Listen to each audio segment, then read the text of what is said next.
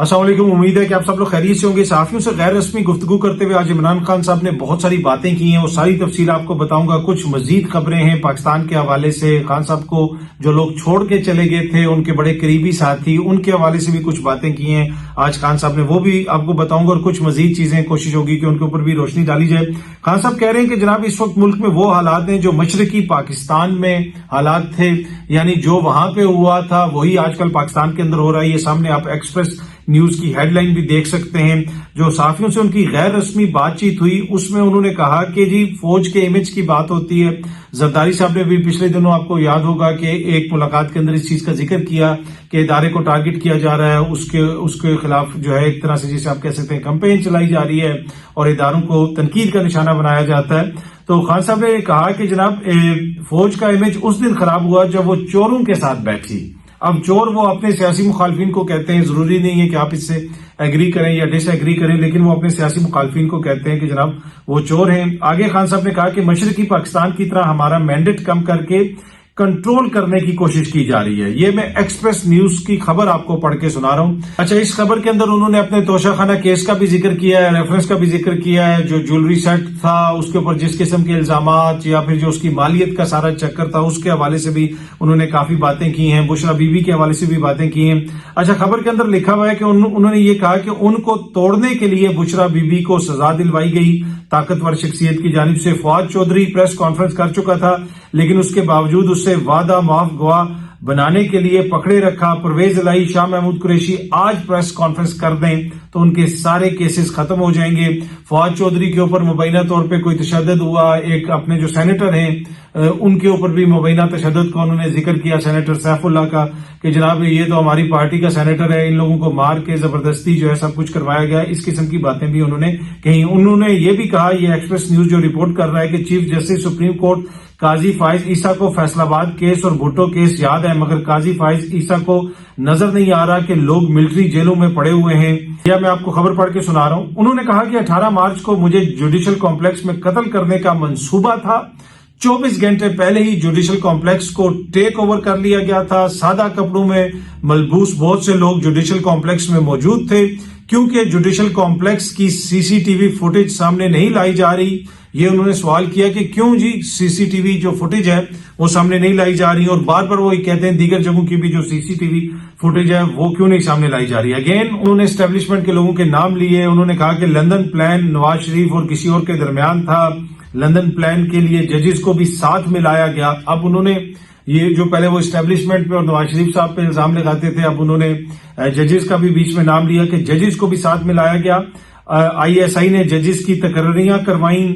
जो ईस्ट पाकिस्तान में हुआ वही आज हो रहा है मशरकी पाकिस्तान में। मुजीबुर रहमान का मैंडेट चोरी करके मुल्क तोड़ा गया। मुजीबुर रहमान की अक्सरियत से याया खान की ताकत खत्म हो जाती। हमीदुर रहमान कमीशन रिपोर्ट में लिखा है मुजीबुर रहमान इलेक्शन जीत गया था मशरकी पाकिस्तान की तरह। अब हमारा मैंडेट कम करके हमें कंट्रोल करने की कोशिश की जा रही है। अच्छा, अपने इस इंटरेक्शन के अंदर जहां पे उन्होंने मीडिया से बातचीत की, उन्होंने ये भी कहा कि मोहसिन नकवी जो है इस वक्त वायसराय बना हुआ है। बादशाह कोई पीछे बैठा हुआ है और मोहसिन नकवी आगे वायसराय बना हुआ है। शहबाज शरीफ फीते काटता फिर रहा है, इसके पास कोई ताकत नहीं है। मुल्क का मुआशी तौर पर बेड़ा गर्क होने लगा है। आसिफ जरदारी और शरीफ फैमिली के अरबों डॉलर बैरून मुल्क पड़े हुए हैं। दूसरी तरफ जजेस कह रहे हैं कि एजेंसियां धमका रही हैं, मुल्क में लाकानूनियत है। तो खान साहब ने ये सारी बातें वहां पे कही। आगे खान साहब ने कहा कि जनाब आसिफ जरदारी ने बयान दिया कि एक सियासी जमात फौज का इमेज खराब कर रही है। आपको पता है कि नून लीग और पीपल्स पार्टी मसलसल ये बयानियां इख्तियार किए हुए हैं कि जनाब पाकिस्तान तहरीक इंसाफ का अगर कोई मसला है तो वो सिर्फ फौज के साथ मसला है, और वो 9 मई के मसले को भी सियासी बयानिए के तौर पर इस्तेमाल करते हैं। वैसे पिशावर के अंदर जो कोर कमांडर्स साहब के साथ मीटिंग हुई खैबर पख्तूनख्वा की हुकूमत के कुछ लोगों की, उस हवाले से भी खान साहब ने कहा कि जनाब ये हमारी फौज है, हमारा उनसे कोई मसला नहीं है, और ये तो एक तरह से हमारे खिलाफ झूठा बयानियां बनाने की कोशिश की जाती है। पर एनीवे मैं खबर जरा आपको पढ़ के सुनाता हूं। आगे खान साहब ने क्या कहा। इमरान खान साहब ने कहा कि जनाब chief election commissioner Mohsin Naqvi ये सब लंदन प्लान का हिस्सा थे। मैंने कभी फौज से लड़ाई की नहीं की। हाँ, जनरल बाजवा ने हमारी पीठ में छुरा घोंपा। जनरल बाजवा को डी नोटिफाई कर सकता था लेकिन नहीं किया। हमने उस सब के बावजूद भी जनरल बाजवा से मुलाकात के लिए कमेटी बनाई। अच्छा, आगे जो खबर में रिपोर्ट हुआ है, इमरान खान साहब ने कहा, मैं जरा आपको पढ़ के सुनाता हूं कि जनरल याह्या ने भी अपनी ताकत के लिए मुल्क को तबाह किया। जनरल याह्या मुजीब से बात कर लेता तो सरेंडर ना करना पड़ता। 1971 में मुल्क टूटा, आज मुल्क की मौशी कमर टूटने लगी है।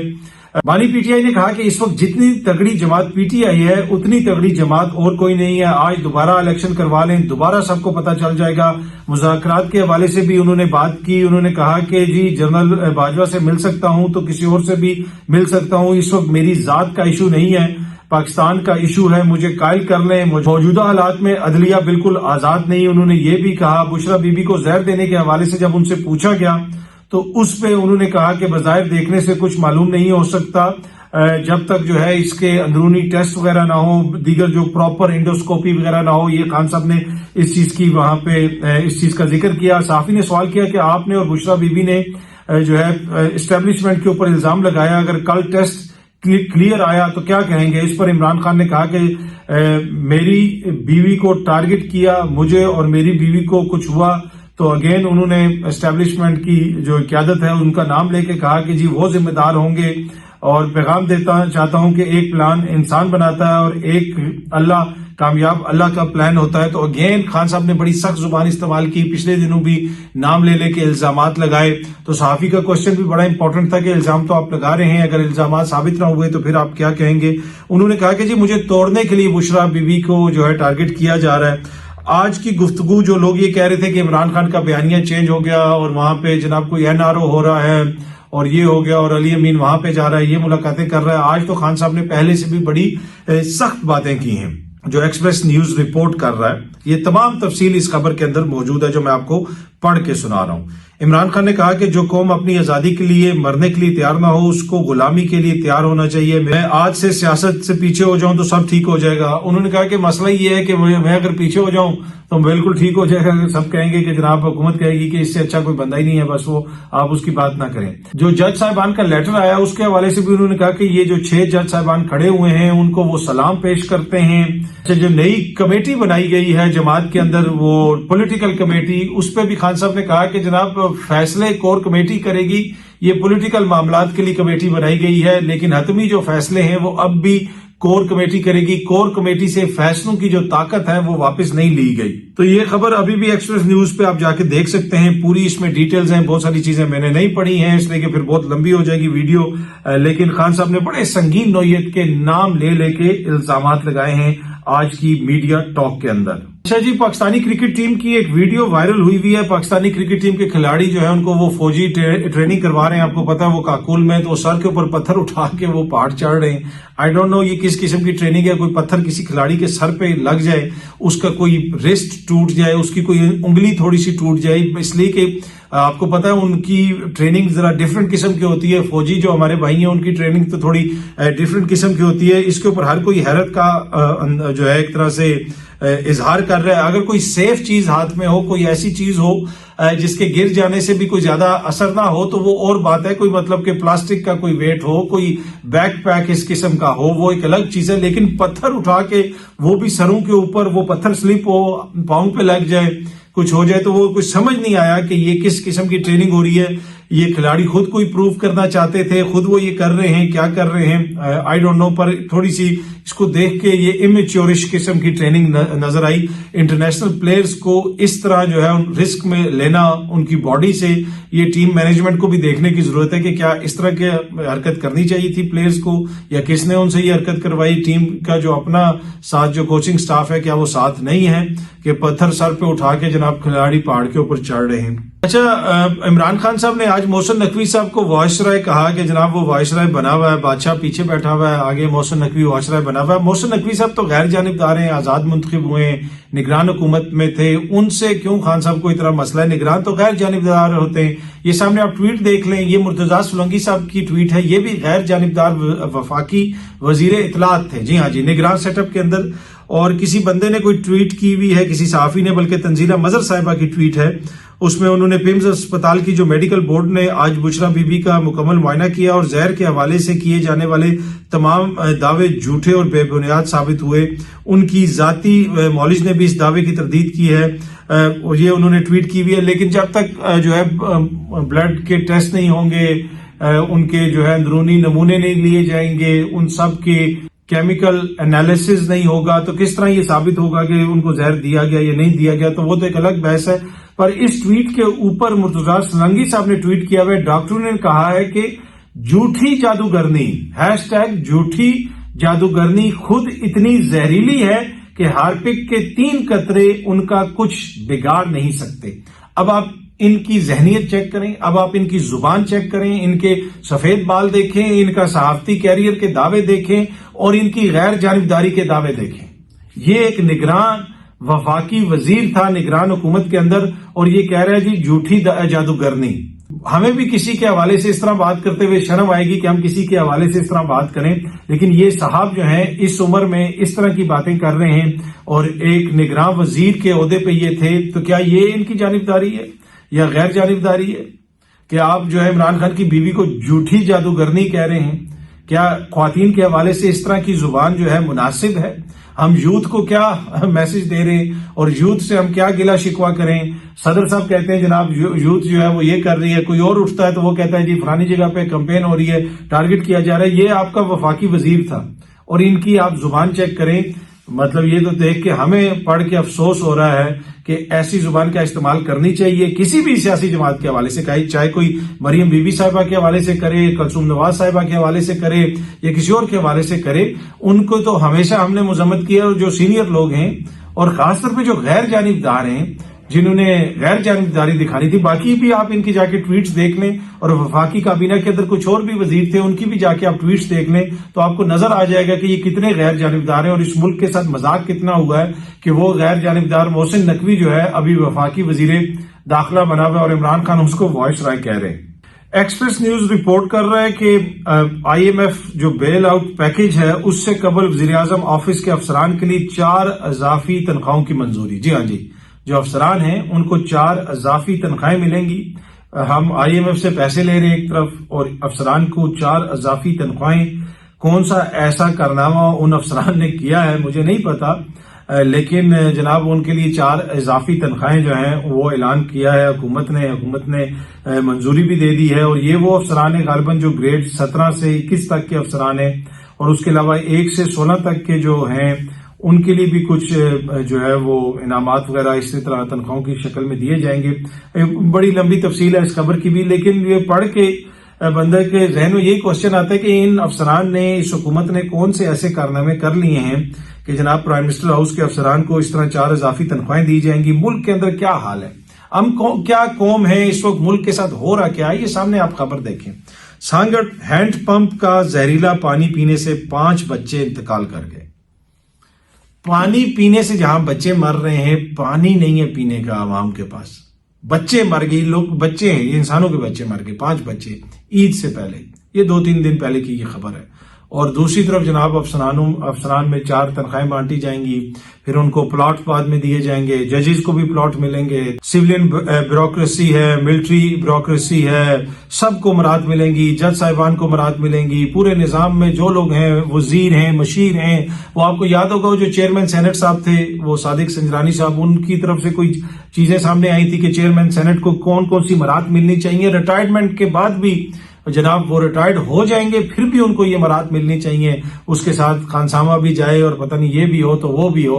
और दूसरी तरफ कौम की हालत ये है कि पीने का पानी नहीं है, पानी पी के बच्चे मार रहे हैं।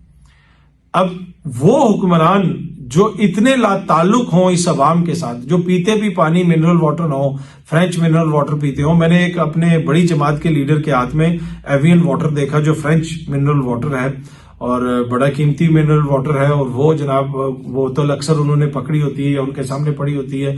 1-2 जगहों पे मैंने उनकी कोई प्रेस कॉन्फ्रेंस वगैरह कर रहे थे वहां पे भी देखा, तो उसी वक्त मैंने सोचा ये 3-4 साल पहले की बात है, अभी भी यकीनन वो पीते होंगे। बड़ी जमात के वो रहनुमा है, अपकमिंग है। ज्यादा मैं डिटेल में नहीं जाना चाहता इसलिए कि यहाँ पे हम किसी एक जमात या शख्सियत को टारगेट करना खुदा न खास्ता मकसूद नहीं है, लेकिन ये जो फ्रेंच मिनरल वाटर पीते हैं, जो डिजाइनर कपड़े पहनते हैं, जो 2-2 लाख की जूतियां पहनते हैं, वो यार कैसे इन बच्चों के हकूक का तहफ्फुज कर सकते हैं? आपकी अकल मानती है, आपका शऊर मानता है कि जो बच्चे पानी पी के मर रहे हैं उनके हकूक का तहफ्फुज ये लोग करेंगे? یہ حکمراں اشرافیہ کرے گی، یہ افسر شاہی کرے گی؟ آپ سمجھتے ہیں؟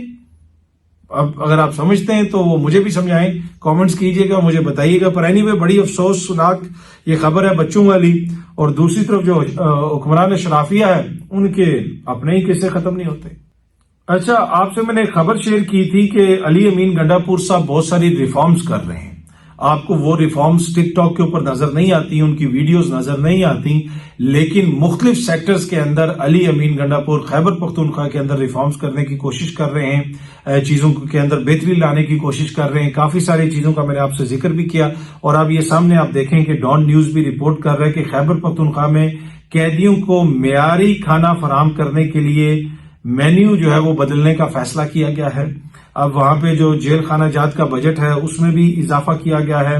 اور اس کے ساتھ ساتھ جو ایسے قیدی ہیں جو اپنے مقدمات خود نہیں لڑ سکتے، ان کی جو ہے ان کے لیے ایک طرح سے لیگل ایڈ بھی دی جائے گی. حکومت کا مقدمات لڑنے کی استطاعت نہ رکھنے والے قیدیوں کو وکیل فراہم کرنے کا فیصلہ.